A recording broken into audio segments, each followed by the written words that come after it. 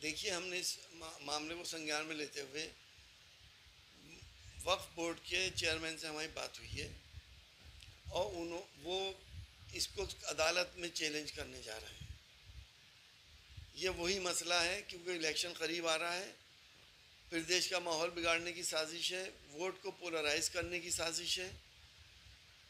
किसी भी मस्जिद से जो 100 साल पुरानी अगर कागज़ मांगे जाएंगे तो मैं समझता हूँ कि 50-60% मस्जिदों के पास या मदरसों के पास या खानकाहों के पास वो कागज़ नहीं होंगे, दरगाहों के पास वो कागज़ नहीं होते हैं।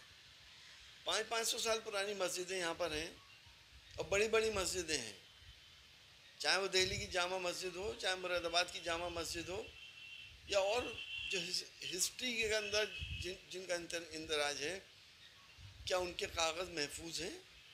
अगर उनके पास कागज़ नहीं है तो क्या प्रशासन उनको अवैध मान के उनको शहीद करेगा? ऐसे अधिकारियों के खिलाफ सख्त से सख्त कार्रवाई हो। और मेरी ये डिमांड है सरकार से, उत्तर प्रदेश की सरकार से भी और देश की सरकार से भी, कि ऐसे अधिकारियों के ऊपर राजद्रोह और देशद्रोह के मुकदमे चलने चाहिए। ये नफ़रतों की सौदागरी करते हैं और एक विशेष वर्ग को फ़ायदा पहुंचाने का काम करते हैं। ये हमारी हज़ारों साल पुरानी तहज़ीब को बर्बाद करना चाहते हैं, प्यार मोहब्बत की तहज़ीब को बर्बाद करना चाहते हैं।